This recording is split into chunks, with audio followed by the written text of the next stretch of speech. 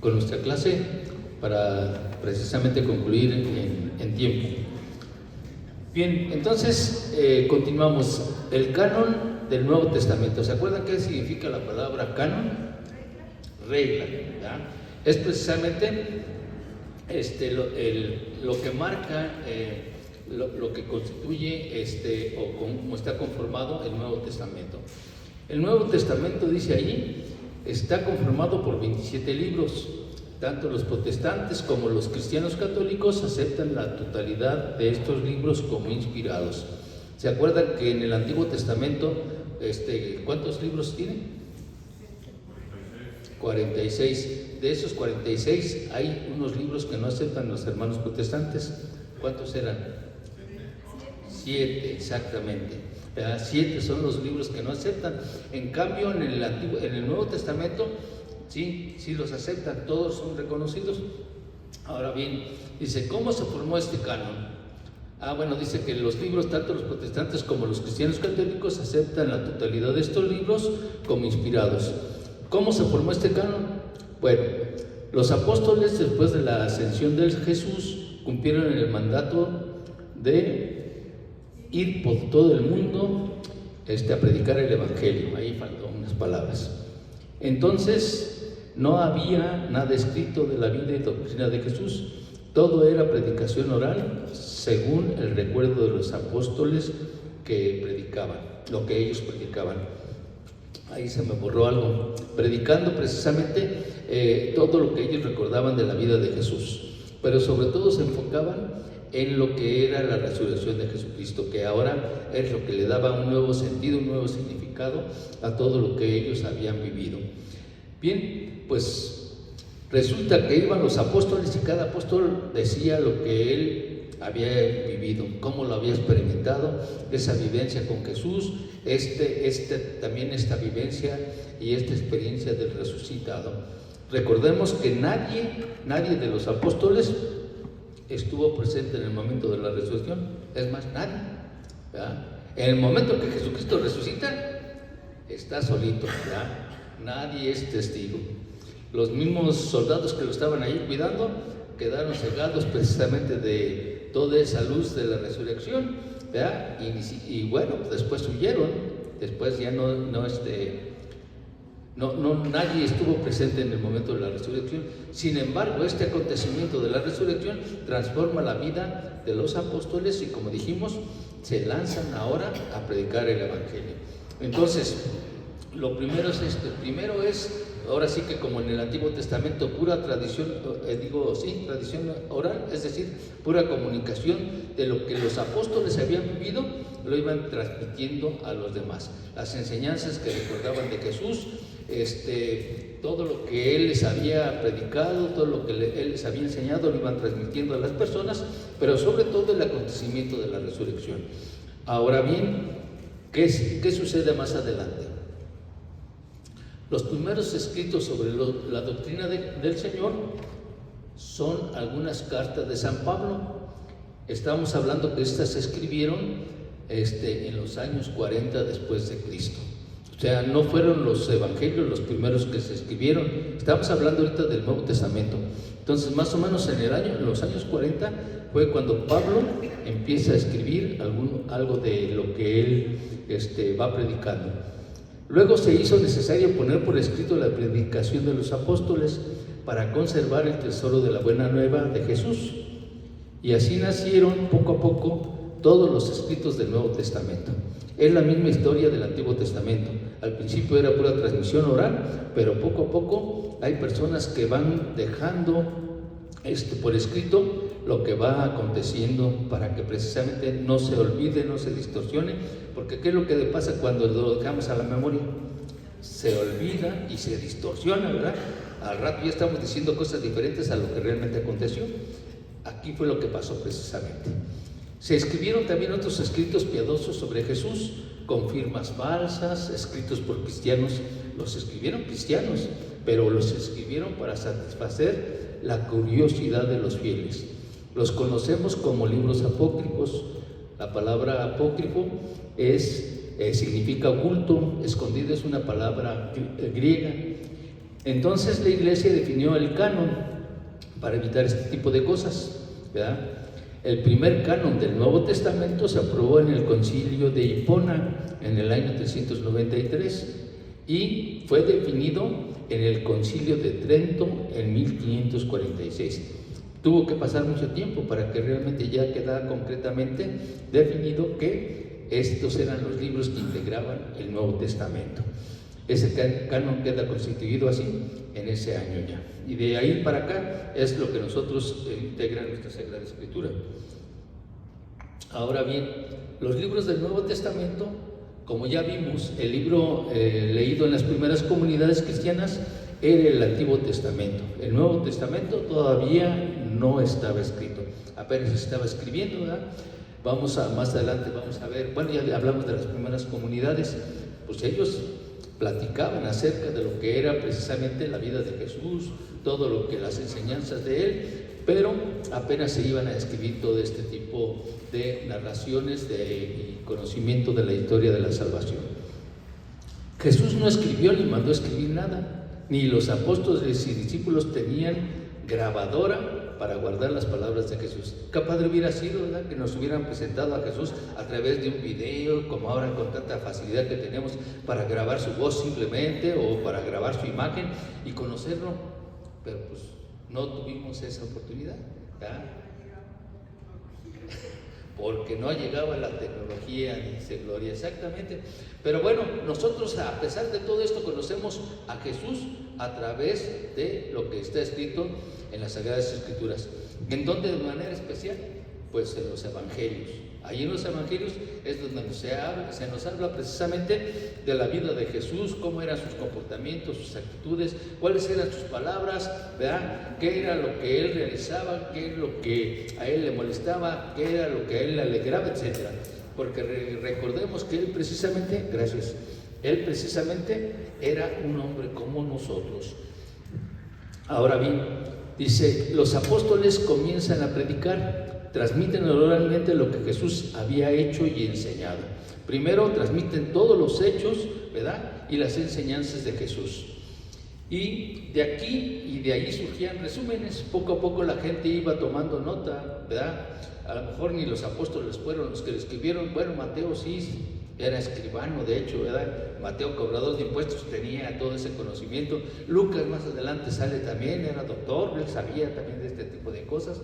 Marcos y Juan, bueno, pues ellos también fueron poco a poco recapitulando, recabando datos para irlos plasmando posteriormente.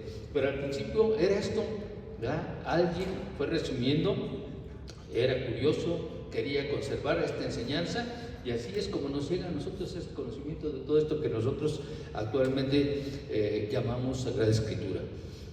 Los apóstoles comienzan a predicar, transmiten oralmente lo que Jesús había hecho y enseñado. Ya dijimos que se hacían resúmenes. Estos resúmenes servirán de base para los evangelios que fueron escritos más tarde, a partir del año 70 o poco antes. Es lo que comentábamos, ¿ya? A partir de este tiempo, bueno, pues, ¿se acuerdan quién era el más jovencito de los apóstoles? San Juan, ¿verdad? Entonces todos los demás apóstoles ya no llegaron a tanta edad. Desde luego que pues Pedro ya era todos eran ya adultos, ¿verdad? Del que sabemos que era casado era Pedro, porque lo menciona la Sagrada Escritura, pero eran ya personas hechas y derechas, ya eran adultos, ya trabajadores, pescadores, hombres rudos, etc. Entonces Juan es el que va a tener más tiempo para comprender más todo este mensaje de salvación. Los demás sí lo predicaron, lo que ellos aprendieron, lo que ellos vivieron, pero ya no tuvieron tiempo de madurarlo tanto. Sin embargo, a pesar de todo esto, fueron capaces precisamente de dar su vida por el Evangelio, dando testimonio de las enseñanzas de Jesús. Ahora bien, dice aquí que en las comunidades cristianas también se reflexiona sobre la enseñanza de los apóstoles, y algunos de ellos, principalmente Pablo, pondrán por escrito sus orientaciones a través de cartas o epístolas. Sabemos que San Pablo no fue uno de los apóstoles de Jesucristo, él ni lo conoció, ¿verdad? Él no lo conoció, y pero se le apareció, ¿verdad? Y dice la Sagrada Escritura que lo deslumbró, ¿verdad? Lo hace caer. Muchos dicen que se cayó del caballo, pues no sé de dónde sacaron eso, porque la Biblia no dice que se cayó de un caballo, nada más dice que cayó, ¿verdad? Todo eso, esas versiones que luego a veces se mencionan, pues eso es lo que los libros apócrifos de repente comentan, ¿verdad? De hecho, por eso decía allí que fue necesario definir el canon, porque había muchas narraciones por parte de los cristianos, los primeros cristianos, para tratar de cubrir todo esto que no está escrito en la Sagrada Escritura. ¿Qué nos dice la Biblia acerca de la adolescencia, de la juventud de Jesús? Nada. Es lo único que nos dice, ¿verdad? Que estaba en obediencia a sus padres, ¿verdad? Y él crecía en sabiduría y en gracia. Y después hay un largo espacio en el que no sabemos nada.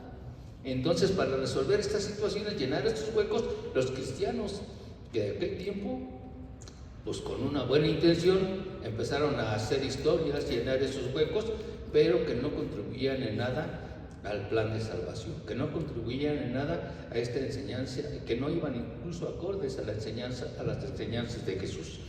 Por eso se les considera apócrifos, por eso los sacaron y no los consideraron libros inspirados. En las comunidades cristianas también, ya dijimos eso, ¿verdad? Pablo es un hombre muy instruido. Pablo sí era de los que estudiaban y con ganas en las mejores escuelas, ¿verdad? En aquel tiempo la escuela de Gamaliel, una escuela muy renombrada, ¿verdad? Ahí fue donde estudió Pablo. Pablo sí era una persona que tenía mucha preparación, de tal manera que nosotros cuando leemos las cartas de Pablo, yo creo que es de las cosas más hermosas que tenemos en cuanto a redacción, ¿verdad? Todo lleva una hilación perfecta, todo va muy las palabras precisas en cada una de sus cartas. Lleva un orden extraordinario y aparte también, a pesar de no haber conocido a Jesús como discípulo, ¿verdad? Sí lo conoció al Señor Jesús en el momento en que se le presenta y que le dice: Pablo, ¿por qué me persigues? ¿Verdad? Él no era malo, él defendía la religión en la que él creía. Él era un judío y la religión que él decía que era la verdadera era la religión judía. Por eso mandó pedir que le autorizaran, ¿verdad?, perseguir a los cristianos. Dame un documento para yo perseguir legalmente a los cristianos, y le dieron el documento. Pero Pablo desde antes, desde chiquillo, ¿se acuerdan quién fue el primer mártir de la era cristiana? San Esteban. ¿Y qué dice el relato? Que ahí Pablo estaba, ¿verdad? Y le entregaron a él la ropa cuando precisamente lo iban a empezar a apedrear. Ya desde ahí ya andaba bien metidazo Pablo. Ya él conocía su religión, pero él la defendía capa y espada. Jesús se le presenta y le dice: ¿por qué me persigues? Le dice Pablo: pues ¿quién eres para en primer lugar? Dice: yo soy Jesús al que tú persigues. ¿Ya? Y desde ahí cambia, desde ahí se convierte. No la tuvo fácil, pues imagínense, después de andar persiguiendo a los cristianos y ahora yo te voy a ayudar. Sácate, pues si tú eras nuestro perseguidor, nos hacías todo el mal, ¿verdad? Y sin embargo, bueno, anduvo predicando y fue el mayor predicador, precisamente el que más extendió el evangelio. Entonces, bueno, Pablo era una persona muy preparada, se dice que era una persona muy ruda, físicamente decían que no era muy alto, que incluso tenía como deformaciones físicas, sus piernas eran así como horquetitas, así abiertas. Él estaba medio enjorobado también, pero sin embargo eso no le importó. Él se dedicó a predicar, ¿verdad? ¿Y cuántas veces en sus viajes le fue re mal? ¿Cuántas veces lo dejaron ahí todo golpeado, ya como considerado muerto, ¿verdad? Y sin embargo se levantaba. Bueno, pues desde luego el que está asistido por Dios, pues tiene esa gracia, ¿verdad? Dios lo fortalece. Y bueno, pues tenemos unos ejemplos extraordinarios en Pablo. Más adelante los vamos a ver. Y por eso dice que escribió, bueno, Pablo escribió a sus orientaciones a través de estas cartas, sus epístolas. Más adelante las veremos también, veremos qué es lo que se nos dice ahí. Dice: así surgieron los libros del Nuevo Testamento, así como lo estuvimos comentando. Los evangelios son los 4 libros que vienen al comienzo del Nuevo Testamento. La palabra evangelio, todos sabemos, significa buena nueva, buenas noticias. ¿Para quién eran las buenas nuevas o las buenas noticias? Pues para todos, para toda la humanidad, ¿verdad? El Salvador del mundo ha llegado, ya está aquí, vino a salvarnos, ya pagó el precio de nuestra redención, ¿verdad? Acordémonos que redimir significa que alguien pague por el otro lo que debe. Y eso fue lo que hizo Jesús. Pagó por nuestros pecados, los pecados que hemos cometido en el pasado, los que se han cometido en el pasado, los que estamos cometiendo ahorita y los que cometeremos en el futuro. Esto quiere decir que ya estamos salvados. Alégrense, todos ya estamos salvados. El problema, sí, ya estamos salvados, Jesús nos salvó. ¿Cuál es el problema? Que no conservamos la gracia, ¿verdad? Tendemos hacia la concupiscencia, nos inclinamos al mal, pecamos fácilmente. Ese es el problema. Si no pecáramos, ya estuviéramos gozando de la gloria de Dios, ¿verdad? Ahora bien, la buena nueva, entonces, la palabra, los evangelios proclaman como buena nueva que Jesús es el Cristo, el Salvador. Narran las acciones y palabras de Jesús, pero tal como diversas comunidades cristianas las reflexionan. Claro, esto no se dio tampoco así de la noche a la mañana, el tener el texto que hasta ahora que nosotros conocemos como evangelio. Poco a poco se fue dando, poco a poco fue madurando todo el entendimiento del mensaje de salvación. No fue una cosa así que ya lo aprendimos y ahora le apunta que luego, no. Las comunidades cristianas son las que lo fueron madurando precisamente en esas reuniones que nosotros dijimos, ¿verdad? Se reunían para eso, ¿verdad? ¿Qué dijimos que para lo que se reunían? Eran 4 cosas. Para orar, para la fracción del pan, para la instrucción, la otra era la instrucción. Eso es precisamente lo que estamos haciendo, la instrucción. Y para la convivencia, en la instrucción esa era precisamente lo que nosotros estamos haciendo ahorita. Nos estamos instruyendo, estamos conociendo, ¿verdad? Eso era para lo que se reunían, y de ahí precisamente de esa experiencia es como se fueron poco a poco conformando lo que nosotros ahora conocemos como los evangelios y los demás escritos que vamos a ver que constituyen el Nuevo Testamento. Ahora bien, así tenemos que los 4 evangelios, en los 4 evangelios, puntos de vista diferentes sobre la vida y el mensaje de Jesús. ¿Por qué? Pues porque eran precisamente esas reflexiones que se tenían en las diversas comunidades.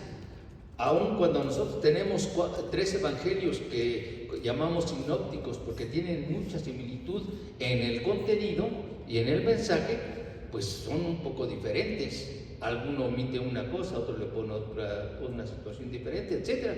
¿Por qué? Pues porque aparte de que quien lo escribió, pues también no conserva lo mismo que todos los demás, ¿verdad? Pero por otro lado, la experiencia que se tenía.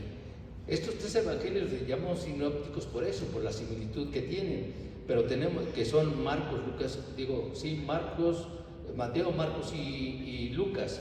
Pero tenemos a Juan, que como decíamos, ¿verdad? Era el más jovencito y tuvo más tiempo de pensarlo, de madurarlo, de meditarlo, de pedir que el Espíritu Santo lo iluminara, y él tiene una práctica diferente completamente.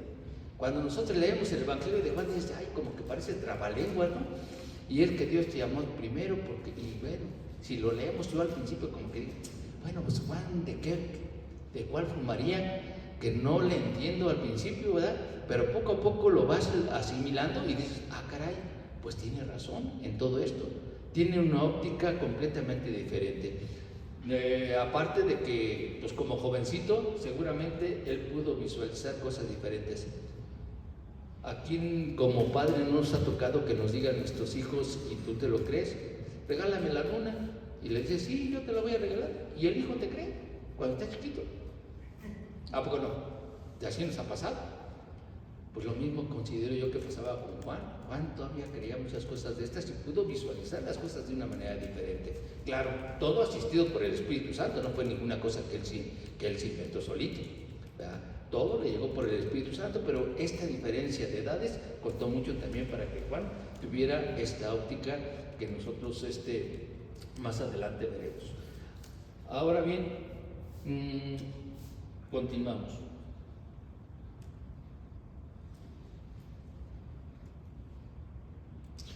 Como dijimos, los autores de los evangelios son considerados Mateo, Marcos, Lucas y Juan. Ellos pusieron por escrito tradiciones venidas desde los apóstoles y reflexiones en las comunidades cristianas. Eso ya lo comentamos. Ahora vamos a ver concretamente a Jesús y su programa, también de manera así muy general. ¿A qué fue enviado Jesús? ¿Verdad? El pueblo de Israel esperaba al Mesías. Llega y el pueblo lo rechaza. ¡Ah, qué barbaridad! Tanto están esperando al Mesías y ahora que llega, no lo quieren, no lo aceptan. ¿Por qué lo rechazaron? Pues ya lo dijimos hace rato, ¿verdad? Porque no respondía a lo que ellos esperaban, a sus expectativas. Ellos querían ese libertador que como dijimos, los liberara de la opresión de los romanos y que incluso los revirtiera. Por eso es por lo que no lo aceptan, ¿verdad? Y bueno, pues nos lo dice Juan, vino a su propia casa y los suyos no lo recibieron. Ahora bien, los mismos apóstoles también piensan igual. Por eso la madre de Santiago, ¿se acuerdan? Que le dice de Santiago y Juan, le pide a Jesús que sus hijos se sienten uno a la derecha y el otro a la izquierda. Y le dice, cuando estés en tu reino, te pido que realices esto, ¿verdad? En la cita de Mateo 20:21. Pues esta señora no sabía lo que pedía. Si realmente Jesús se lo hubiera concedido, ¿cómo hubieran terminado sus hijos? Jesús, que estaba crucificado al final, uno a su derecha y el otro a la izquierda, pues no le hubiera convenido, ¿verdad? No hubiera querido eso para sus hijos, pero esa es la forma en como veían ellos, humanamente. Y esto, bueno, pues no se los concedió, desde luego. Le dice, esto no me corresponde a mí, ¿verdad? Entonces, ellos también, sus apóstoles, pedían esto. Y también por eso, como comentamos hace rato, Judas también, ¿verdad? Él dice, por eso Judas sigue con Jesús hasta que se da cuenta que no responde a su ideal, al desaprovechar la oportunidad que se le presenta para ser proclamado rey en ocasión de su ingreso triunfal a Jerusalén. Entonces, pues ya lo dijimos, oye, pues si ahorita entraste y todos te reconocieron como rey, aprovecha de una vez, ya lo tienes ganada, ¿verdad? Ahorita es el momento que toda la gente, toda la raza te siga y vas a ver que ahora sí vamos a revertir esta situación de opresión que tenemos de parte de los romanos. Y luego dice que se trata de un error muy generalizado que causa una auténtica tragedia al pueblo de Israel, ¿verdad? La mayoría, no obstante, todas las pruebas de Jesús presenta acerca de su origen y de su misión, lo rechazan.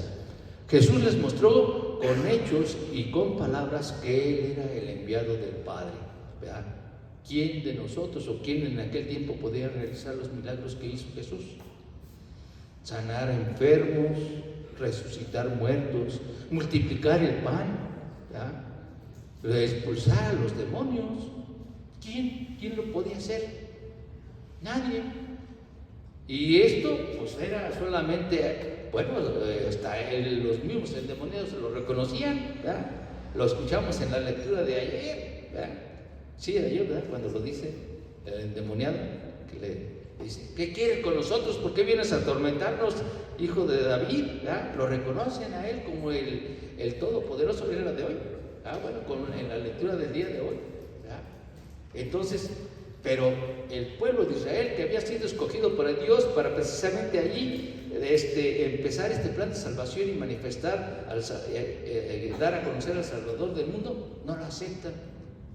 Y por eso dice que es toda una desgracia. Todavía el pueblo de Israel lo está esperando.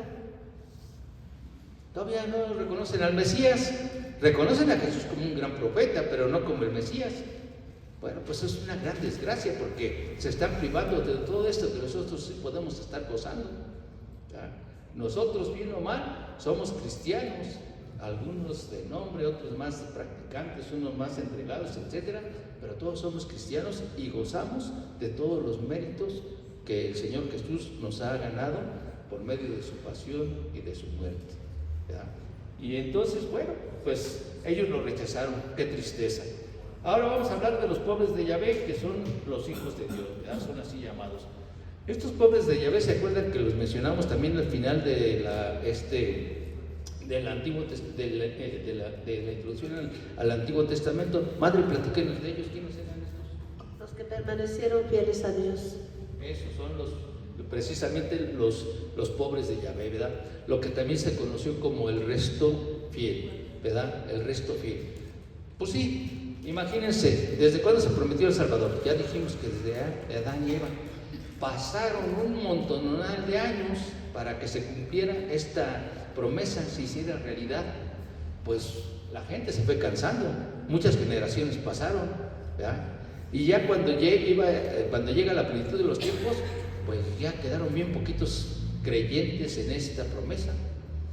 Bueno, pues estos fueron llamados precisamente los pobres de Yahvé, esos que nos recordaba el padre Chavita también, cuando fueron deportados a Babilonia y a Siria, ¿verdad? En el momento, pues se llevaron a los mejores, a los más fuertes, a los que podían trabajar, y nada más dejaron acá a los más viejitos, a los enfermos, a las mujeres, a los niños, o sea, quien no era tan productivo.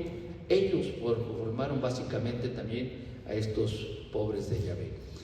Pero algunos aceptan, como dice ahí, pero algunos aceptan a Cristo y lo siguen a pesar de todas las dificultades. Se dan cuenta de Jesús, que Jesús viene de Dios y eso les basta. Son los llamados pobres de Yahvé. Y por aceptar a Cristo se transforman en hijos de Dios. Nada más, qué gracia tan grande. Por haber aceptado a Jesucristo, nos convertimos, o se convirtieron esas personas en hijos de Dios. Y nosotros también lo somos, ¿verdad? Yo les decía, o les he compartido, yo creo que muchos de ustedes lo han escuchado, al señor obispo cuando celebra la misa, ¿verdad? Y nos habla acerca de que somos hijos de Dios, dice, pero les quiero pedir un favor. Y yo digo, híjole, se trata de lana porque no traje, ¿verdad? Pero no, lo que él dice es, les quiero pedir que realmente se lo crean.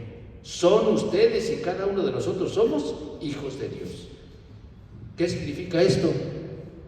Ustedes como papás, igual yo, todo lo que tengo yo es de mi hijo, de mis hijas, de nuestros hijos, ¿verdad? Entonces todo lo que tiene Dios es de nosotros. Pues como que no suena bonito, ¿verdad? Pero qué tal que les dijera, todos ustedes, Carlos Slim los ha adoptado y son hijos adoptivos de Carlos Slim. ¡Ay, qué padre!, ¿no? Pues ya tanta riqueza, ahora sí, ¿verdad? Pues es más grande lo que Dios nos ha dado y lo que nos ha ofrecido al adoptarnos como sus hijos, ¿verdad?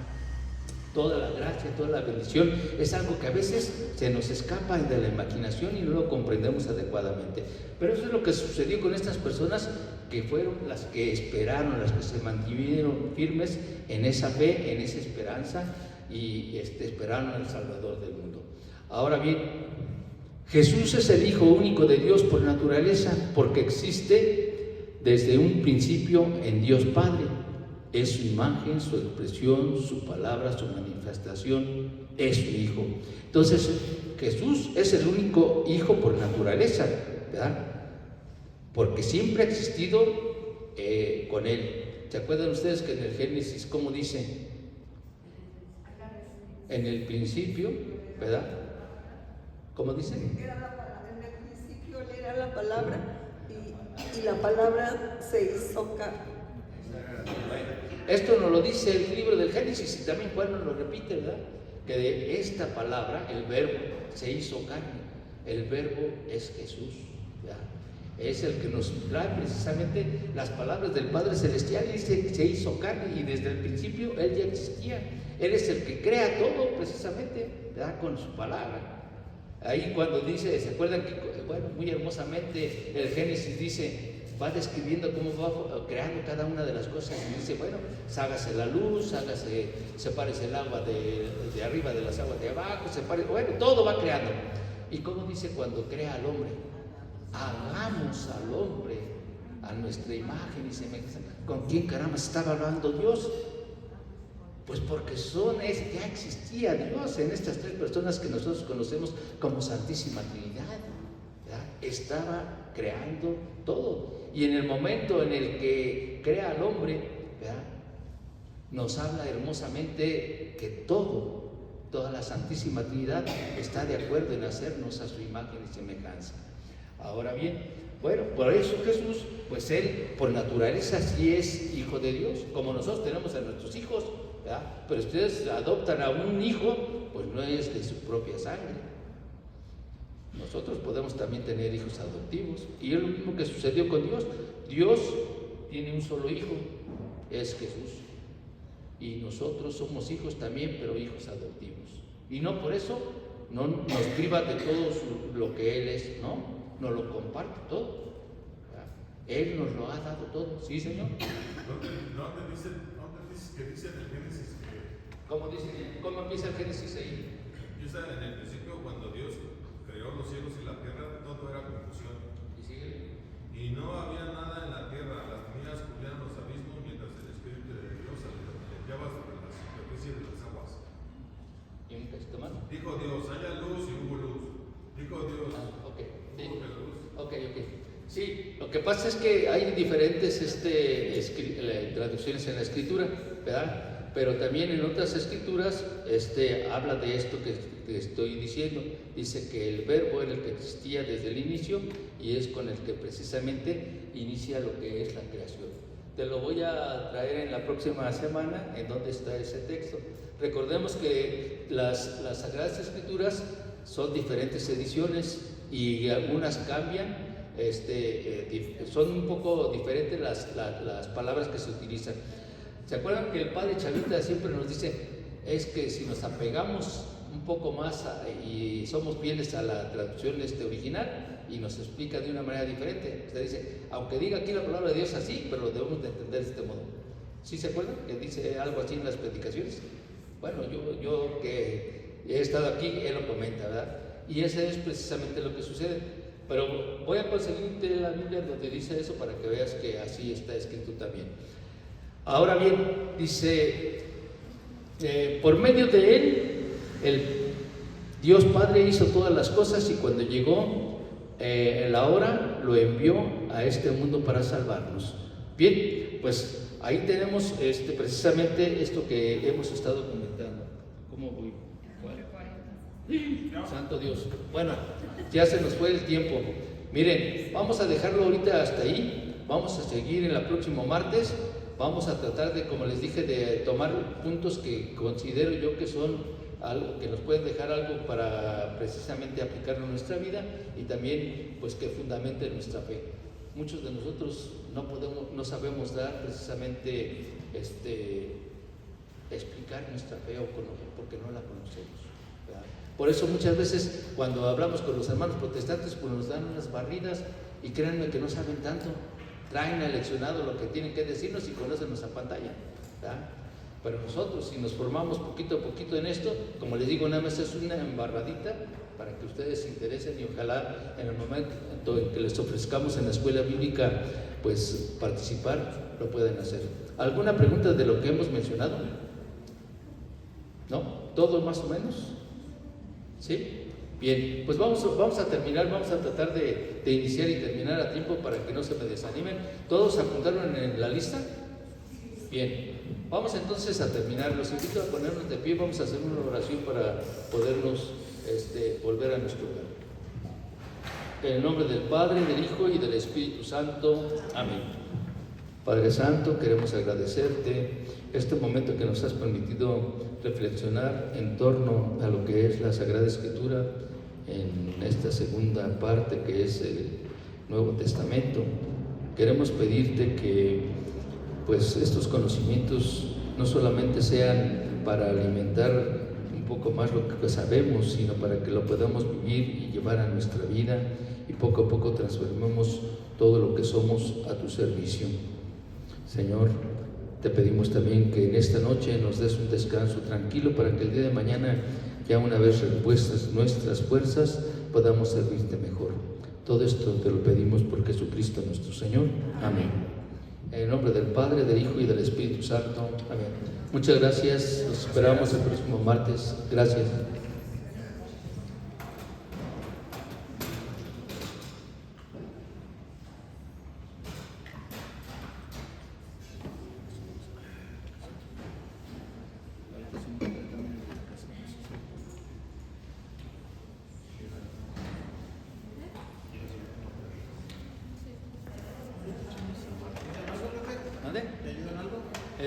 Ahorita mi hija me ayuda, gracias. Bueno, sí, mira, no, porque hay que subirlo allá, ¿verdad, hija? Sí, vamos a llevarlo para allá, mira. es que como ahora está allí el nacimiento, mira, si quieres, vamos a ver por acá. Por ayer donde sí me vas a quedar. Ah, ok.